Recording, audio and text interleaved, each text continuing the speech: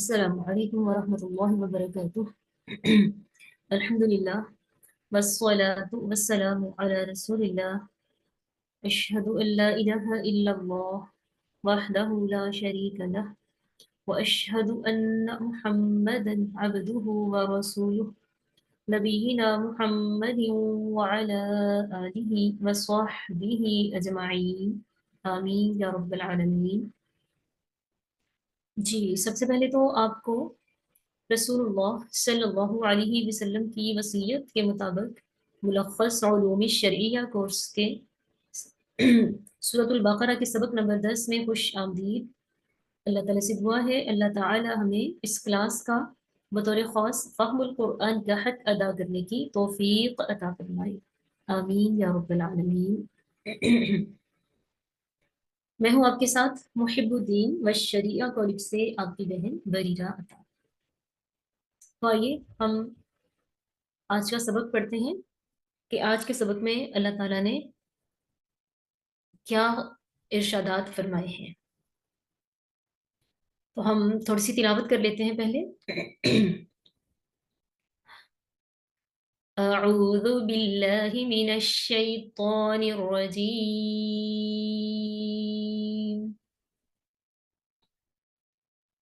یا بنی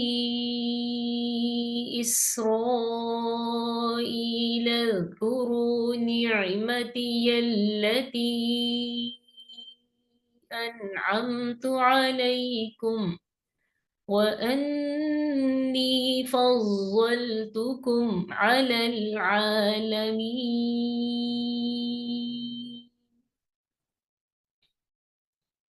واتقوا يوما لا تجزي نفس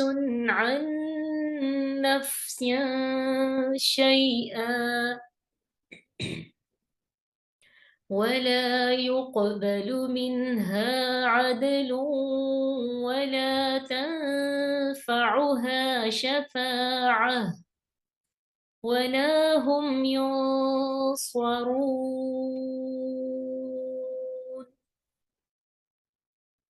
صدق اللہ العظیم۔ آج کے سبق کی ابتدا یہود سے خطاب کے ذریعے ہو رہی ہے۔ اللہ تعالیٰ فرما رہے ہیں یا بنی اسرائیل اذکروا نعمتی التی انعمت علیکم، اے بنی اسرائیل اذکروا تم یاد کرو نعمتی التی میری نعمت کو، انعمت جو میں نے انعام کی، علیکم تم پر، جو میں نے انعام کی، لفظ انعام نہیں انعام ہے، ٹھیک ہے، جو میں نے انعام کی علیکم تم پر، وانی اور بے شک میں نے فضلتکم فضیلت دی تمہیں علی العالمین تمام جہانوں پر، واتقو تو تم ڈرو یومن اس دن سے، لا تجزی نہیں فائدہ دے گی، نفسن کوئی جان، عن نفسن کسی جان کو، شیئن کچھ بھی، ولا یقبل اور نہ ہی قبول کیا جائے گا، منہا اس سے، عدل کوئی فدیہ، ولا تنفعها اور نہ ہی نفع دے گی اسے، شفاعت کوئی سفارش، ولا ہم ینصرون اور نہ ہی ان کی مدد کی جائے گی۔ تو اس آیت میں، ان دونوں آیات میں اللہ تعالیٰ بنی اسرائیل سے خطاب کرتے ہوئے اپنی نعمتیں یاد دلا رہے ہیں ان کو، اور اس کے ساتھ ساتھ قیامت اور اس کی ہولناکیوں سے ڈرا رہے ہیں۔ پیچھے مسلسل 84 آیات میں ان پر اللہ تعالیٰ کی نعمتوں کے ساتھ ساتھ شہود کی نافرمانیوں کا ذکر بھی فرمایا گیا ہے، اور یہاں آخر میں دوبارہ بھی اللہ تعالیٰ انہیں اپنی نعمتیں یاد کروا رہے ہیں اور انہیں آخرت کے دن سے ڈرایا جا رہا ہے، یعنی ان کو بتایا جا رہا ہے پیچھے جتنی بھی ان کی نافرمانیاں بیان ہوئی ہیں پچھلی آیات میں، کہ تم اپنی بد کرداریوں کی وجہ سے ظالم بن چکے ہو، اس لیے اب جو امامت اور قیادت بنی اسرائیل سے بنی اسماعیل میں منتقل ہو رہی ہے، جن میں ایک پیغمبر مبعوث کرنے کی دعا حضرت ابراہیم علیہ السلام نے کعبہ کی بنیادیں اٹھاتے وقت کی تھی۔ تو ان آیات اور پچھلی تمام آیات کا مقصود اہل کتاب کو نبی علیہ السلام پر ایمان لانے اور آپ صلی اللہ علیہ وسلم کی پیروی کرنے پر ابھارنا ہے۔ یعنی اللہ تعالیٰ کہہ رہے ہیں کہ تمہیں تمام جہانوں پر فضیلت دی تھی، لیکن تم نے اتنی نافرمانیاں کی، اتنی نافرمانیاں کی کہ تمہیں سرکشوں میں لکھ دیا گیا ہے۔ تو اب پیغمبر تمہاری نسل سے نہیں آئے گا، بلکہ وہ حضرت اسماعیل علیہ السلام کی نسل سے آئے گا، اور تمہیں اس کی پیروی کرنی ہوگی۔ اگر تم ان کی پیروی نہیں کرو گے، ان کی باتوں کو نہیں مانو گے، تو پھر قیامت والے دن جو تمہارا حال ہوگا تم اس سے ڈر جاؤ۔ پھر آگے اللہ تعالیٰ ابراہیم علیہ السلام کے بارے میں بیان فرما رہے ہیں کہ وَإِذِ ابْتَلَىٰ إِبْرَاهِيمَ رَبُّهُ بِكَلِمَاتٍ فَأَتَمَّهُنَّ، اور جب ابراہیم علیہ السلام کو آزمایا ربہ اس کے رب نے بکلمات کچھ کلمات کے ساتھ، فَأَتَمَّهُنَّ تو اس نے پورا کر دیا انہیں۔ قال اللہ تعالیٰ نے فرمایا انی بے شک میں جاعلک بناؤں گا تجھے للناسی لوگوں کا اماما امام پیشوا۔ قال ابراہیم علیہ السلام نے فرمایا ومن ذریتی اور میری اولاد میں سے بھی۔ قال اللہ تعالیٰ نے فرمایا لا ینالو نہیں پہنچے گا عہدی میرا وعدہ الظالمین ظالموں کو۔ اب یہاں پہ حضرت ابراہیم علیہ السلام کے بارے میں بات ہو رہی ہے کہ اللہ تعالیٰ نے ابراہیم علیہ السلام کو کلمات کے ذریعے آزمایا جس میں وہ پورا اترے۔ تو اب یہاں کلمات سے کیا مراد ہے، اس میں کچھ اختلاف ہے۔ حضرت ابن عباس رضی اللہ تعالیٰ عنہ سے اس بارے میں کئی روایات مروی ہیں، جس میں پہلی روایت تو یہ ہے کہ ان کلمات سے مراد مناسک حج ہیں، یعنی اللہ تعالیٰ نے ابراہیم علیہ السلام کو حج کے جو بھی آداب جو بھی طریقے بتائے ابراہیم علیہ السلام نے ویسے ہی کیا۔ اور ایک دوسری روایت اس طرح سے بیان کی جاتی ہے کہ ان کلمات سے مراد احکام طہارت ہیں، طہارت کے احکام ہیں، جن میں سے 5 کا تعلق سر سے ہے اور 5 کا تعلق باقی پورے جسم سے ہے۔ وہ 5 احکام جن کا تعلق سر کے ساتھ ہے وہ کون سے ہیں؟ مونچھیں ہیں، مونچھوں کا کاٹنا، کلی کرنا، ناک صاف کرنا، مسواک کرنا اور سر میں مانگ نکالنا، یعنی درمیان میں مانگ نکالنا، بال دونوں طرف کر دینا۔ اور وہ احکام طہارت جن کا تعلق باقی جسم سے ہے وہ ہے ناخن تراشنا، زیر ناف بال صاف کرنا، ختنہ کرنا، بغلوں کے بال نوچنا اور قضائے حاجت کے بعد پانی استعمال کرنا۔ اسی طرح اس پر ایک تیسری روایت وہ کیا ہے، کہتے ہیں کہ ان کلمات سے مراد اللہ تعالیٰ نے ابراہیم علیہ السلام کی جو آزمائش کی ہے، جن میں ابراہیم علیہ السلام پورے اترے، اس سے مراد اللہ کی خاطر اپنی قوم سے جدائی اختیار کرنا،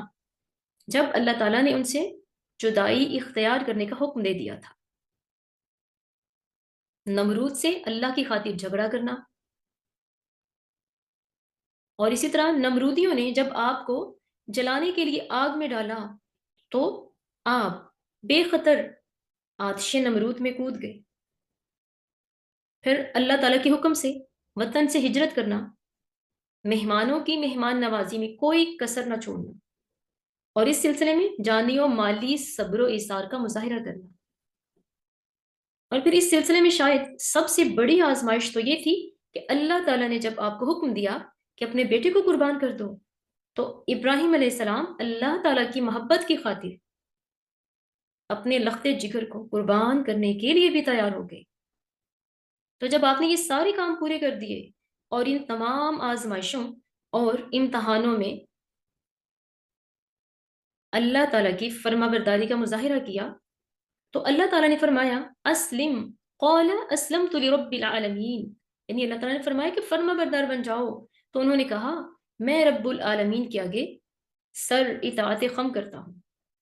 خواہ اس میں لوگوں کو چھوڑنا پڑے اور ان کی کیسی ہی مخالفت کیوں نہ مول لینی پڑے۔ تو پھر جب ابراہیم علیہ السلام نے اللہ تعالیٰ کی طرف سے آئی تمام آزمائش کو کھلے دل سے قبول کیا، اللہ کی رضا میں راضی ہوئے، تو اللہ تعالیٰ نے کیا کہا کہ انی جاعلک للناس اماما، میں تمہیں لوگوں کا امام بنا دوں گا۔ تو جب ابراہیم علیہ السلام لوگوں کے امام بن گئے تو انہوں نے اللہ تعالیٰ سے پوچھا کہ وَمِن ذُرِّيَّتِي، کہ کیا تو میری اولاد میں سے بھی بنائے گا امام، میری اولاد کو بھی امام بنائے گا؟ تو اللہ تعالیٰ فرما رہے ہیں کہ لا ینال عہد الظالمین، میرا وعدہ ظالموں کو نہیں پہنچے گا۔ اس کا مطلب ہے کہ اللہ تعالیٰ نے ابراہیم علیہ السلام کی دعا تو قبول کی کہ اللہ تعالیٰ نے بہت سے نبیوں کو ابراہیم علیہ السلام کے بعد نا ابراہیم علیہ السلام کی اولاد میں سے ہی مبعوث فرمایا، لیکن ساتھ سے یہ بھی بتا دیا کہ آپ کی پوری اولاد اچھی نہیں ہوگی، بلکہ ان میں کچھ لوگ ظالم بھی ہوں گے، سرکش بھی ہوں گے۔ تو جو ظالم سرکش ہوں گے ان پر اللہ تعالیٰ اپنا اس طرح کا فضل نہیں کرتا، نبیوں کی میراث اللہ تعالیٰ ظالموں کو نہیں دیتا۔ تو اسی طرح آپ کی اولاد میں سے کچھ نیک لوگ بھی ہوں گے، محسن ہوں گے، جو آپ کی دعوت کے مشن کو آگے بڑھائیں گے، ایسے لوگوں کو اللہ تعالیٰ ضرور امام بنائے گا۔ تو اسی لیے ابراہیم علیہ السلام کی یہ دعا قبول کی گئی، اور آپ کے بعد اللہ تعالیٰ نے انبیاء کو آپ ہی کی نسل سے مبعوث فرمایا۔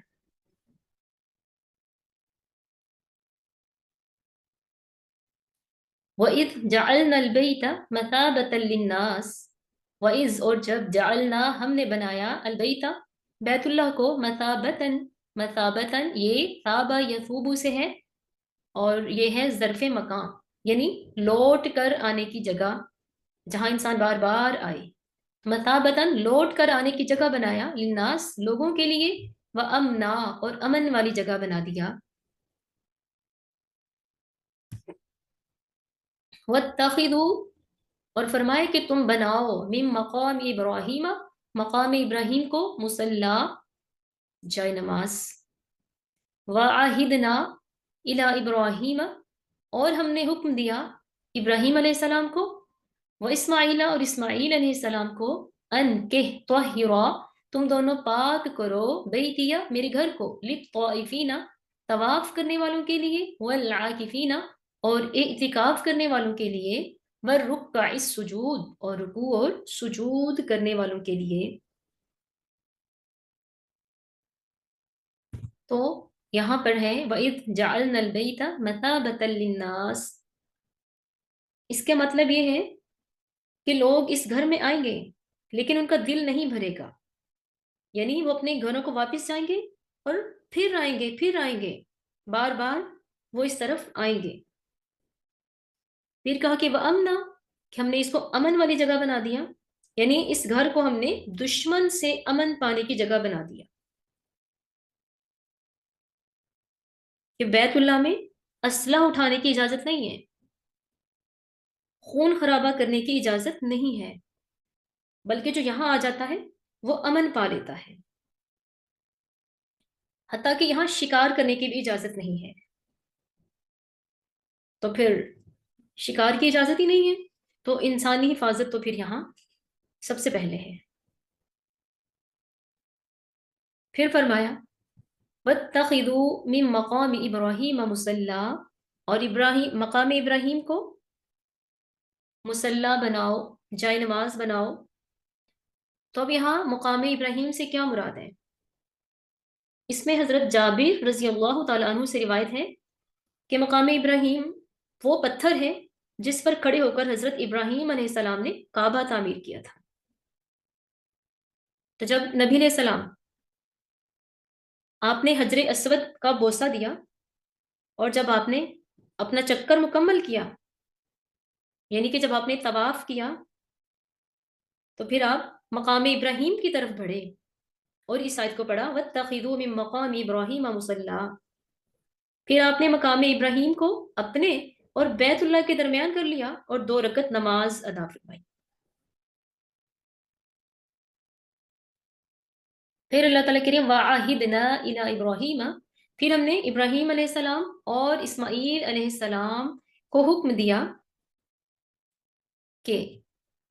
ان طہرا کہ وہ دونوں پاک کریں بیتیا میرے گھر کو، للطائفین۔ اب یہاں پاک کرنے سے کیا مراد ہے؟ اس کو نجاست سے دور کرنا، یہاں ظاہری کچرا، صرف ظاہری کچرا مراد نہیں ہے، بلکہ ظاہراً بھی اس کو پاک صاف کیا جائے اور بتوں کی گندگی سے بھی پاک صاف کیا جائے۔ یہاں پر جو لغو کام ہوتے ہیں ان سے بھی اس گھر کو پاک صاف کیا جائے۔ کس کے لیے؟ للطائفین، طواف کرنے والوں کے لیے، والعاکفین، اعتکاف کرنے والوں کے لیے، والرکع السجود، اور رکوع و سجود کرنے والوں کے لیے۔ اب یہاں طائفین، عاکفین ورکع سجود، اس سے کیا مراد ہے؟ حضرت عبداللہ بن عباس کی روایت کے مطابق للطائفین سے مراد وہ لوگ ہیں جو وہیں کے رہنے والے ہیں، اور والعاکفین سے مراد جو لوگ کسی دوسری جگہ سے آتے ہیں وہاں طواف وغیرہ کرنے کے لیے، اور والرکع سجود سے مراد ایسے لوگ ہیں جو وہاں آ کر نماز ادا کرتے ہیں۔ تو ایسے تمام لوگوں کے لیے بیت اللہ کو پاک صاف کرنے کا حکم دیا گیا ہے۔ کس کس چیز سے پاک کرنے کا؟ ظاہری کچرے سے بھی، اور اسی طرح بتوں سے پاک کرنے کا، جھوٹی باتوں سے پاک کرنے کا، نجاستوں سے پاک کرنے کا حکم دیا گیا۔ تو اس آیت سے مساجد کی تطہیر کا مسئلہ بھی ثابت ہو رہا ہے کہ مساجد کو پاک صاف رکھنا چاہیے۔ اسی طرح بہت سی احادیث میں یہ بھی حکم ہے کہ مسجدوں کو پاک رکھا جائے، معطر کیا جائے، اور انہیں گندگی اور نجاست وغیرہ سے محفوظ رکھا جائے۔ پھر آگے اللہ تعالیٰ کیا فرما رہے ہیں؟ وَإِذْ قَالَ إِبْرَاهِيمُ رَبِّ اجْعَلْ هَذَا بَلَدًا، اور جب ابراہیم علیہ السلام نے کہا رب اجعل، اے میرے رب تو بنا دے، هذا بلدا، اس شہر کو، آمنا، امن والا، وارزق اہلہ، اور رزق دے اس کے رہنے والوں کو، من الثمرات، پھلوں کا رزق، من، ان کو، جو آمنا، ایمان لائے، منہم، ان میں سے، باللہ، اللہ پر، والیوم الاخر، اور آخرت کے دن پر۔ قال، اللہ نے فرمایا، ومن کفر، اور جو کفر کرے گا، فأمتعہ، تو میں اس کو بھی دوں گا، قلیلا، تھوڑا فائدہ اٹھانے کے لیے، ثم، پھر، اضطرہ، میں مجبور کر دوں گا اس کو، یا میں بے بس کر دوں گا اس کو، الی عذاب النار، آگ کے عذاب کی طرف، وبئس المصیر، اور یہ بہت برا ٹھکانہ ہے۔ اب یہاں دیکھیں ابراہیم علیہ السلام کیا دعا کر رہے ہیں کہ اللہ تو اس شہر کو یعنی مکہ کو امن والا بنا دے۔ تو یہاں ابراہیم علیہ السلام کی دعا کو بھی قبول کیا گیا۔ صحیح مسلم میں حضرت جابر رضی اللہ تعالیٰ عنہ روایت کرتے ہیں کہ میں نے رسول اللہ صلی اللہ علیہ وسلم کو یہ ارشاد فرماتے سنا کہ کسی کے لیے مکہ میں ہتھیار اٹھانا حلال نہیں ہے۔ تو یہ آپ علیہ السلام کی دعا کا نتیجہ تھا کہ اللہ تعالیٰ نے شہر مکہ کو امن والا بنا دیا۔ اور پھر جب ابراہیم علیہ السلام نے یہ کہا کہ وَارْزُقْ أَهْلَهُ مِنَ الثَّمَرَاتِ مَنْ آمَنَ مِنْهُمْ بِاللَّهِ وَالْيَوْمِ الْآخِرِ، تو ہم نے پیچھے پڑھا کہ جب اللہ تعالیٰ نے ابراہیم علیہ السلام کو کہا کہ میں تجھے لوگوں کا امام بناؤں گا، تو ابراہیم علیہ السلام نے اپنی اولاد کا بھی کہا، تو کہا کہ لا ینال عہد الظالمین۔ تو پھر ابراہیم علیہ السلام نے یہاں پر رزق کی دعا کرتے ہوئے نا کافروں کو ویسے ہی نکال دیا، بس انہی کے لیے دعا کی جو مسلمان ہوں گے۔ تو یہاں اللہ تعالیٰ کہہ رہے ہیں کہ قال ومن کفر فامتعه قلیلا، جس نے کفر کیا میں اس کو بھی دوں گا، ثم اضطرہ الی عذاب النار، پھر میں اس کو آگ کے عذاب کی طرف بے بس کر دوں گا۔ تو یہاں پر ایک بات ثابت ہو رہی ہے کہ جو دینی منصب ہے، جو دینی سربلندی سرفرازی ہے، وہ اللہ تعالیٰ صرف اور صرف نیک لوگوں کو دیتا ہے۔ نبیوں کا وارث اللہ تعالیٰ نیک لوگوں کو بناتا ہے، لیکن جو دنیاوی معاملات ہیں اس میں اللہ تعالیٰ سبھی کا رب ہے۔ دنیاوی رزق، دنیاوی فائدہ اللہ تعالیٰ سب کو دیتا ہے، کیونکہ اللہ تعالیٰ نے سب کو پیدا کیا ہے، تو اس کی ذمہ داری ہے لوگوں کی دنیا کی ضروریات کو پورا کرنا۔ فرمایا کہ میں کافروں کو بھی دوں گا، لیکن ان کو اس کا تھوڑا ہی فائدہ ہوگا، یعنی ایک دن تو مر جانا ہے سب نے، تو ان کا فائدہ بس دنیا تک ہوگا، پھر آخرت میں انہیں آگ کا عذاب چکھنا پڑے گا، جو کہ بہت برا ٹھکانہ ہے۔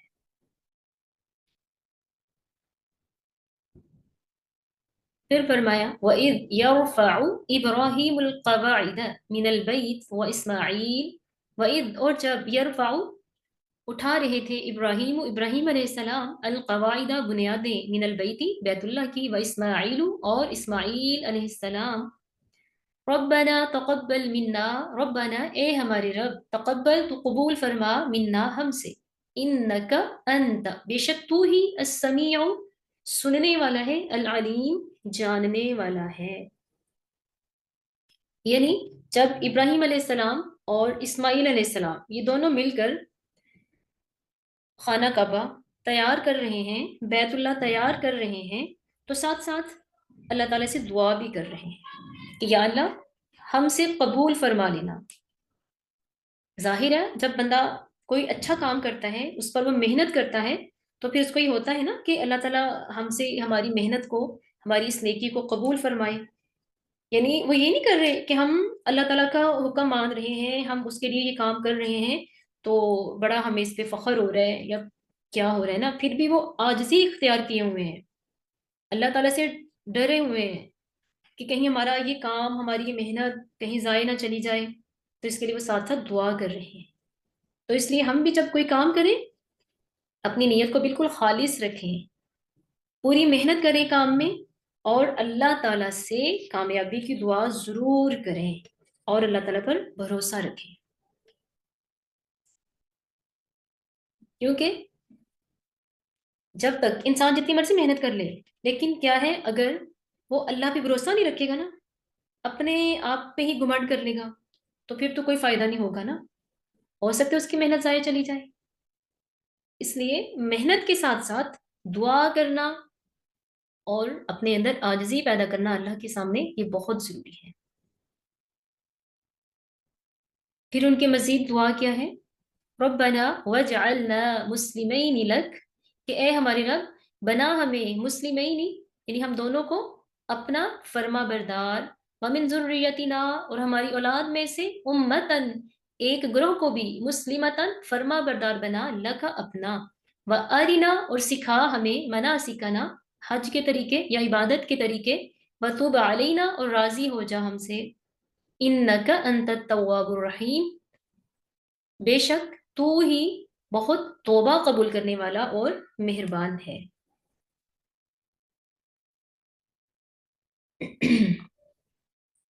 तो देखें हमें भी इसी तरह अल्लाह ताला की फर्मा बरदार बनने की दुआएं करते रहना चाहिए और उससे हमें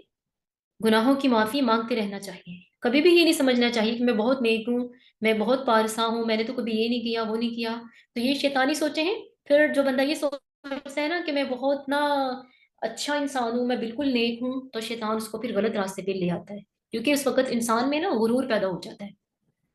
इसलिए अपने करदा ना करदा गुनाहों पर अल्लाह ताला से माफी मांगते रहना चाहिए। इससे इंसान के दिल में तहारत रहती है, पाकीज़गी रहती है और वो हकीकतन गुनाहों से बचा रहता है। यहाँ आखिर में इब्राहिम अलैहिस्सलाम की दुआ का आखिरी हिस्सा क्या है, रब्बना वबअथ फीहिम रसूलन मिनहुम यतलू अलैहिम आयातिका व युअल्लिमुहुमुल किताब वल हिकमा व युज़क्कीहिम इन्नका अंतल अजीजुल हकीम। रब्बना ए हमारे रब वबअथ तू भेज फीहिम इनमें रसूलन एक रसूल मिनहुम इन्हीं में से, यतलू जो सुनाए अलीहिम उनको आयाती का तेरी आयात, वयुअल्लिमुहुम और वो तालीम दे उनको, अल किताबा किताब की, वल हिकमता और हिकमत की, वयुज़क्कीहिम और वो पाक कर दे उनको, इन्नका अंतल अजीजुल हकीम बेशक तू ही गालिब और हिकमत वाला है। अब यहाँ पे अल्लाह ताला फरमा रहे हैं कि इब्राहिम अलैहिस्सलाम ने अहले हरम के लिए जो आखिरी दुआ फरमाई वो ये थी कि अल्लाह ताला उनमें औलाद इब्राहिम ही में से एक रसूल भेजे। तो अल्लाह ताला ने उनकी इस दुआ को कबूल कर लिया। इसीलिए तो नबी ने सामने फरमाया कि मैं अल्लाह का बंदा उस वक्त भी खातमुन नबीयीन था जब हजरत आदम अलैहिस्सलाम का खमीर अभी मट्टी में गुंदा हुआ था। मैं तुम्हें इब्तदाई बात बताता हूँ और वो ये कि मैं अपने बाप इब्राहिम अलैहिस्सलाम की दुआ, हजरत ईसा अलैहिस्सलाम की बिशारत और अपनी माँ का ख्वाब हूँ जो उन्होंने देखा था। और अंबियाए कराम की माएँ इसी तरह के ख्वाब देखा करती हैं।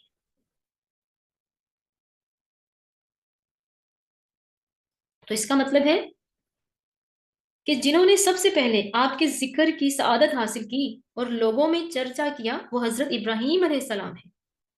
لوگوں میں ہمیشہ آپ کا ذکر خیر جاری رہا، حتیٰ کہ بنی اسرائیل کے آخری نبی حضرت عیسیٰ علیہ السلام نے تو بنی اسرائیل سے خطاب کرتے ہوئے باقاعدہ آپ کے اسم گرامی کا بھی تعارف کروا دیا تھا۔ عیسیٰ علیہ السلام نے اپنی قوم سے خطاب کرتے ہوئے فرمایا کہ اے بنی اسرائیل، میں تمہارے پاس اللہ کا بھیجا ہوا رسول ہوں، اور جو کتاب مجھ سے پہلے آ چکی یعنی تورات، اس کی تصدیق کرتا ہوں، اور ایک پیغمبر جو میرے بعد آئے گا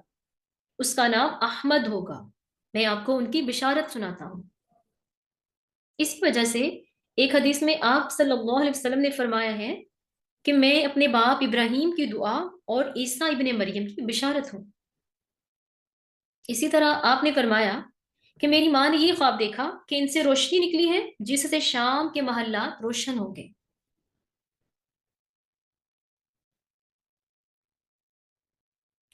تو اب یہاں پر یہ آ رہا ہے یتلو علیہم آیاتک ویعلمہم الکتاب والحکمہ۔ اب یہاں کتاب و حکمت سے کیا مراد ہے؟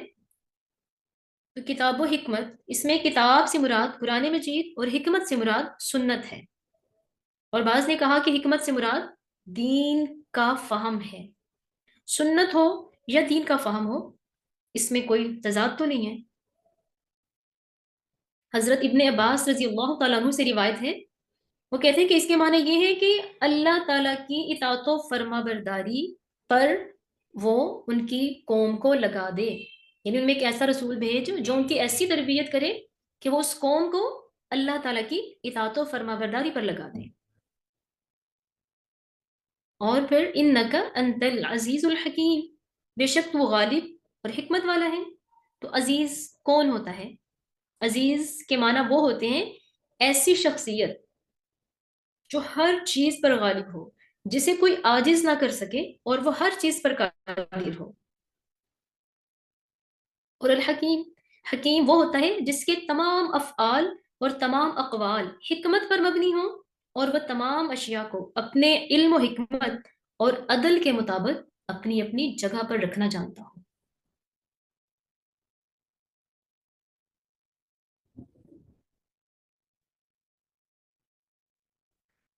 تو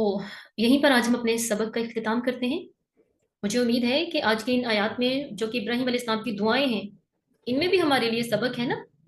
کہ ہم بہت گناہ گار سے انسان، ہمیں بھی اللہ تعالیٰ کی ذات پر بھروسہ رکھنا ہوگا، اپنے گناہوں کی معافی مانگنی ہوگی، اپنے اعمال کی قبولیت کے لیے دعائیں کرتے رہنا ہوگا، اسی میں ہی انسان کی خیر ہے۔ وآخر دعوانا ان الحمد للہ رب العالمین، سبحانک اللہم وبحمدک، نشہد ان لا الہ الا انت، نستغفرک ونتوب الیک۔ السلام علیکم ورحمۃ اللہ وبرکاتہ۔